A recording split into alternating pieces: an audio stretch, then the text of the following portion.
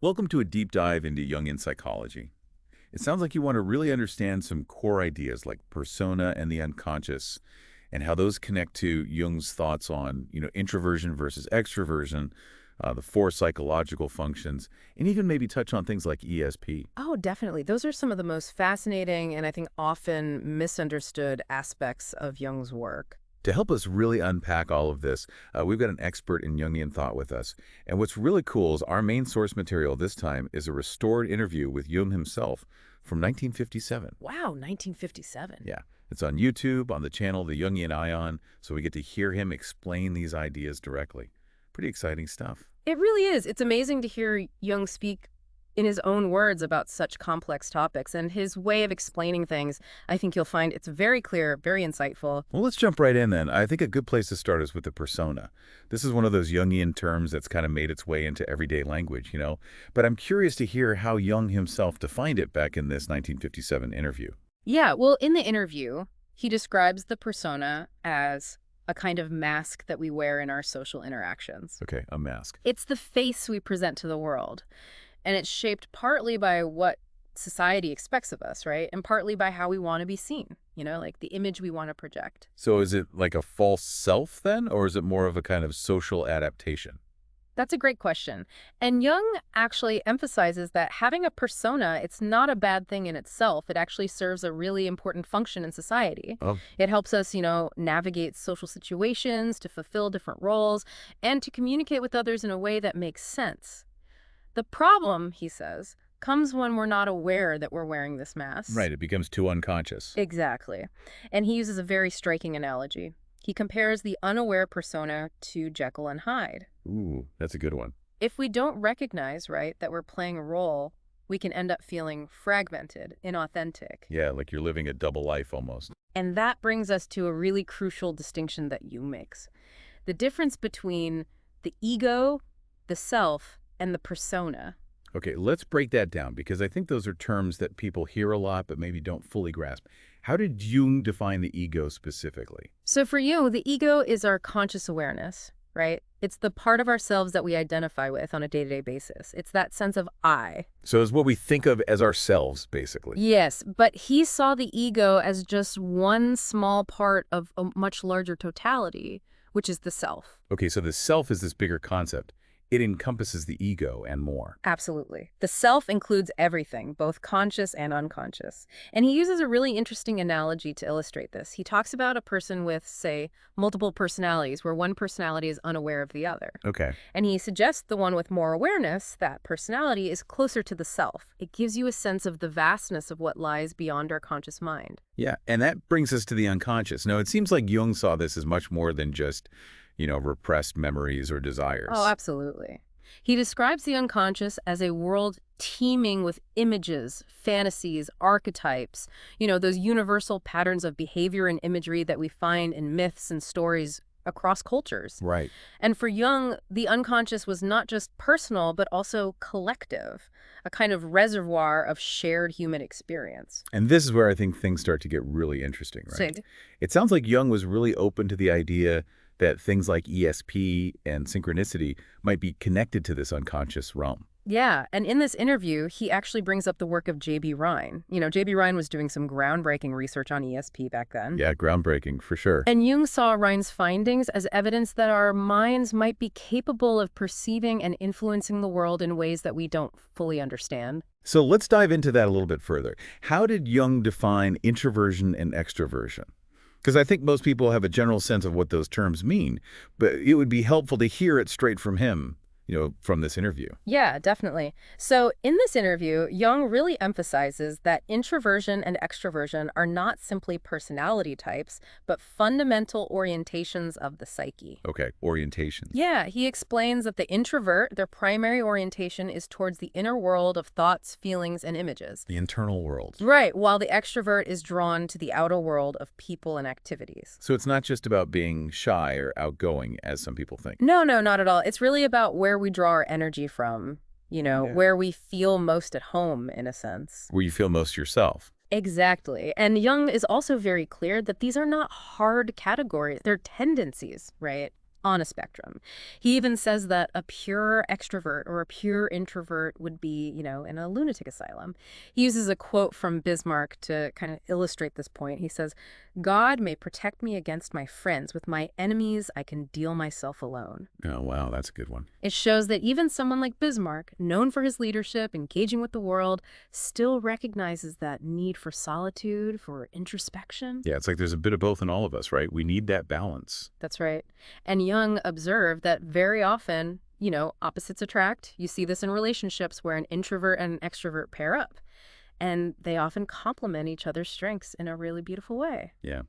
I wonder if that dynamic plays out in other areas of life too, like creative collaborations or even in the formation of, social movements. Like Right. it's the interplay of those different perspectives that can really spark something new. That's a fascinating thought. It really is. And it leads us to another key aspect of Jung's typology, the four psychological functions. Okay, and I think this is where a lot of people start to get a little bit confused. There's thinking, there's feeling, sensation, and intuition. Can you break those down for us? And let's try to stick to how Jung describes them in this interview. All right, so Jung defines these functions in the interview as distinct ways of perceiving and interacting with the world, right?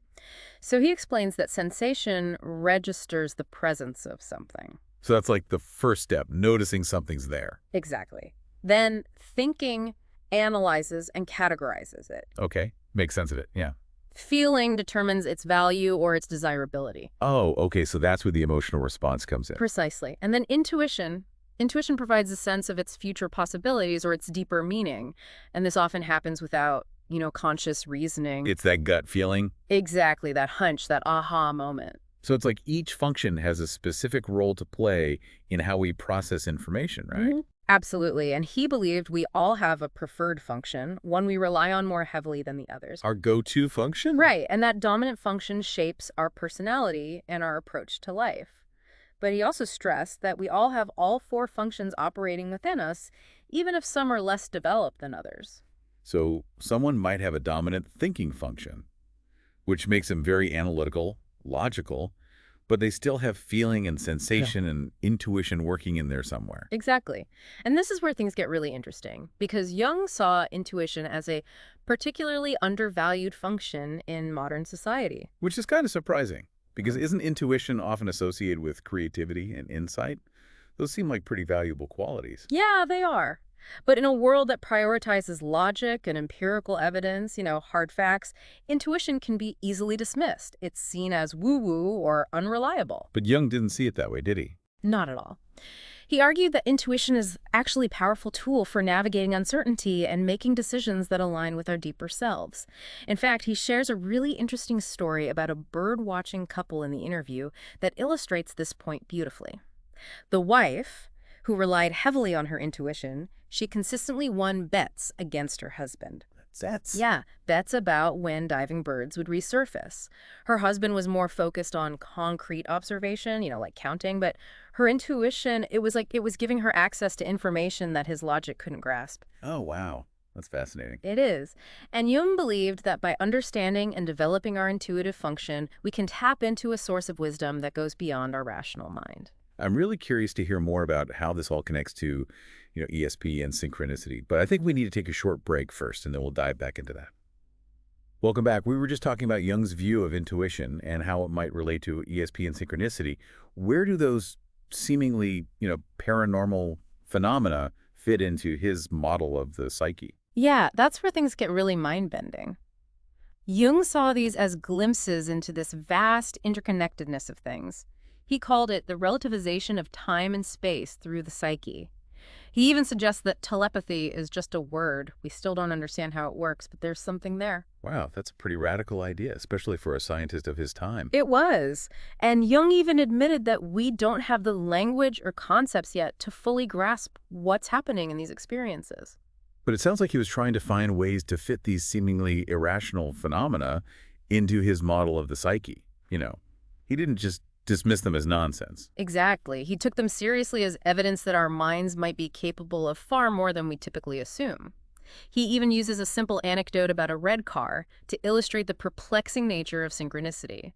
They were discussing red cars, and then suddenly one appears as if out of nowhere.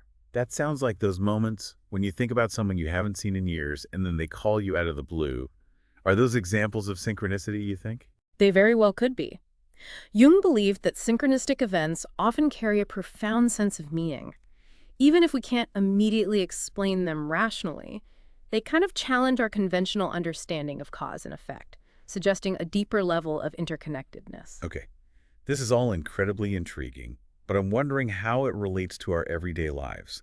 What practical implications does Jung's model of the psyche have for us? Oh, that's a great question, and one that Jung himself addressed frequently. He believed that understanding these concepts, persona, ego, self, the unconscious, the psychological functions, can help us navigate life with more self-awareness and authenticity. So it's not just theoretical knowledge, it's something that we can actually apply to our relationships, our work, our personal growth. Absolutely. For example, understanding the persona can help us be more conscious of the masks we wear in different social situations and make choices about how we want to present ourselves. Right. If we're not aware of our persona, we can end up feeling like we're constantly performing, never truly being ourselves. Exactly, and that can lead to a sense of inner conflict, what Jung called systematic dissociation. He describes it as this split between our public and private selves, and he points out the more pronounced this dissociation becomes, the more neurotic we tend to be. Yeah, I think a lot of people can relate to that feeling of being fragmented, of not quite knowing who they are beneath all the roles they play. Right, and Jung believed that recognizing the persona is the first step towards integrating the different aspects of ourselves and living a more authentic life. It's about acknowledging that the persona is just a mask, and that our true self lies deeper. So how do we get in touch with that deeper self? The self that encompasses the ego and the unconscious. Well, Jung believed that dream analysis could be a powerful tool for gaining insight into our unconscious motivations, and the roles we play in our waking lives. Dreams often reveal aspects of ourselves that we might not be consciously aware of, including what he called the shadow side of our personality. And this is another term that's become quite popular, but it's often misunderstood, isn't it? Yeah, the shadow is often seen as simply the dark side of our personality. But Jung's view was more nuanced than that. He saw the shadow as containing both positive and negative qualities, things that we've repressed or disowned because they don't fit with our conscious self-image. So it's not just about confronting our negative traits, but also about reclaiming those positive aspects that we've maybe hidden away. Exactly. The shadow might hold our creativity, our passion, deep connection to nature, qualities that we may have pushed down because they didn't fit with our family's expectations or societal It's norms. like a treasure chest of hidden potential Yeah. just waiting to be unlocked. And Jung believed that integrating the shadow is essential for psychological wholeness. He said, one does not become enlightened by imagining figures of light, but by making the darkness conscious. It's about acknowledging and accepting all parts of ourselves, even the ones that make us uncomfortable. And by integrating our shadow, we become more authentic, more compassionate, and more whole. But I imagine that confronting our shadow can be a challenging process, right? It's not always easy to look at those parts of ourselves that we'd rather keep hidden. It can be difficult. It definitely requires courage and a willingness to face our own darkness. And it can be helpful to have guidance and support during this process. Jung developed a method called active imagination to help people access and dialogue with their unconscious contents, including the shadow. So it's not just about analyzing dreams. It's about actively engaging with the unconscious. Almost like having a conversation with those hidden aspects of ourselves. Exactly. And that conversation can be incredibly transformative. It can help us understand our motivations, release old patterns, and reclaim those lost parts of ourselves. That makes sense. When we're not aware of our shadow, we tend to project it onto others, don't we? We see in others those qualities that we haven't fully acknowledged in ourselves. Absolutely. Shadow projection is a common defense mechanism, and it can lead to a lot of conflict and misunderstanding in relationships. But when we can own our own shadow, we're less likely to blame others for our own shortcomings or see them as threats. So integrating the shadow isn't just about personal growth. It's also about improving our relationships and our ability to connect with others authentically. Exactly. It's about recognizing that we're all complex beings. We have both light and shadow within us. And by embracing our own wholeness, we can create more compassionate and understanding relationships. This conversation has really shed light on how these seemingly abstract concepts from Jungian psychology can have very real implications for our lives. It's about becoming more aware of the unconscious forces that shape our thoughts, our feelings, our behaviors, so that we can make more conscious choices. That's at the heart of Jung's idea of individuation, that process of becoming a whole and integrated person. It's a lifelong journey of self-discovery and integration. It's about coming to terms with all the different aspects of ourself. Mm. The persona, the ego, the shadow, the unconscious, and integrating them into a unified whole. Yes, and Jung believed that this process of individuation, it isn't just about personal growth, it's also about contributing to the evolution of consciousness on a collective level. He believed that as individuals become more whole and integrated, they can help to create a more conscious and compassionate world. It's like a ripple effect. I love that image of a ripple effect. It suggests that our individual journeys of self-discovery can have a positive impact on the world around us. It reminds me of something else Jung said about the importance of individuation. The meeting of two personalities is like the contact of two chemical substances. If there is any reaction, both are transformed. It's a brilliant analogy. It really highlights the transformative power of relationships, particularly when we engage with others in a way that challenges our assumptions and expands our perspectives. It's like each encounter has the potential to alter our chemistry, to change us in subtle but profound ways. And those transformations can be catalysts for growth and evolution, both individually and collectively. It sounds like Jung believed that our personal growth is inextricably linked to the evolution of society as a whole. As we become more aware of ourselves, we contribute to a greater collective awareness. And I think that's an incredibly hopeful message, especially in these times when the world often feels so divided and uncertain. I agree. It's a reminder that we have the power to create change, both within ourselves and in the world around us. And that change begins with self-awareness, with understanding the forces that shape our perceptions and behaviors. Before we get into that, can we talk about the anima and animus archetypes? I think a lot of people find those concepts particularly intriguing. Yes, absolutely. The anima and animus are two of Jung's most well-known archetypes, and they play a significant role in his understanding of relationships and the interplay of masculine and feminine energies within the psyche. Can you remind us what those archetypes represent? Of course. The anima is the feminine principle in the male psyche, while the animus is the masculine principle in the female psyche. Jung believed that these archetypes represent our inner opposite, the part of ourselves that we project onto the opposite sex. So for men, the anima represents their idealized image of women, while for women, the animus represents their idealized image of men. Exactly. And these projections can be both positive and negative. For example, the anima might manifest as a muse, inspiring creativity and a connection to the emotional realm in men. But it can also become a source of obsession or idealization, leading to unrealistic expectations in relationships. And the animus, how does that archetype manifest in women? The animus can provide women with a sense of purpose, assertiveness, and intellectual clarity. But it can also manifest as a domineering or critical inner voice, undermining their confidence and independence. So it sounds like the key is to become aware of these archetypes, to recognize how they're operating in our lives and in our relationships, and to strive for a balance. Exactly. And that process of integration can be challenging, but it's ultimately a journey towards wholeness and self-acceptance. It's like we're reclaiming those parts of ourselves that we've projected onto others and bringing them back home where they belong. And by doing so, we create a more harmonious inner world and a more balanced outer world.